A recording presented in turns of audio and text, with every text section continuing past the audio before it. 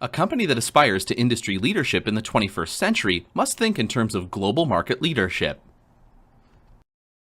The forces of globalization are changing the competitive landscape in many industries, offering companies attractive new opportunities, but at the same time introducing new competitive threats. Companies and industries where these forces are greatest are under considerable pressure to develop strategies for competing successfully in international markets. An international market is defined geographically as a market outside the international borders of a company's country of citizenship. A company may opt to expand outside its domestic market for any of 5 major reasons. Let's take a look.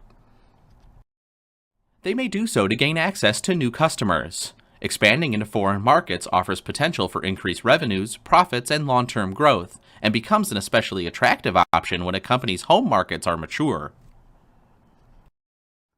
Or a company may expand internationally to achieve lower costs and enhance the firm's competitiveness.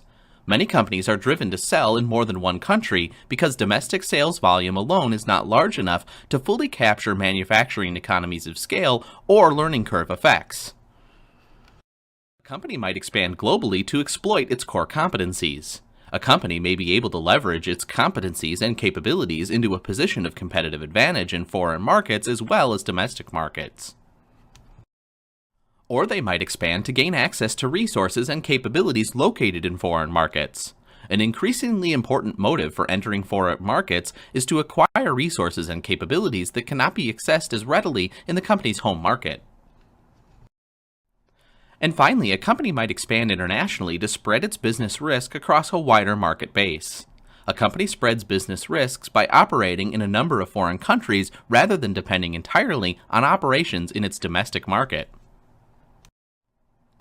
Regardless of the reasons, 4 important factors shape a company's strategic approach to competing in foreign markets. First, the degree to which there's an important cross-country differences in demographic, cultural, and market conditions. Second, whether opportunities exist to gain a location-based advantage based on wage rates, worker productivity, inflation rates, energy costs, tax rates, and other factors that are important to cost structure. Third, the risks of adverse shifts in currency exchange rates, and fourth, the extent to which government policies affect local business climate. A company choosing to expand outside its domestic market may elect one of the following 5 general modes to entry into a foreign market. These foreign models of entry include 1. Maintaining a national, one-country production base and exporting goods to foreign markets. 2. Licensing foreign firms to produce and distribute the company's products abroad. 3. Employing a franchise strategy. 4. Establishing a subsidiary in a foreign market via acquisition or internal development. And 5th and finally, relying on strategic alliances or joint ventures with foreign partners to enter new country markets. Using domestic plants as a production base for exporting goods to foreign markets is an excellent initial strategy for pursuing international sales. Licensing as an entry strategy makes sense when a firm with valuable technical know-how or a unique patented product has neither the internal organizational capability nor the resources to enter foreign markets. Licensing also has the advantage of avoiding the risks of committing internal resources to country markets that are unfamiliar, politically volatile, economically unstable, or otherwise risky.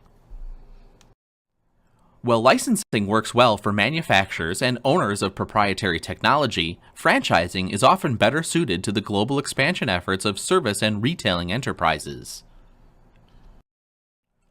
While exporting, licensing, and franchising rely upon the resources and capabilities of allies in international markets to deliver goods or services to buyers, companies pursuing international expansion may elect to take responsibility for the performance of all essential value chain activities in those foreign markets.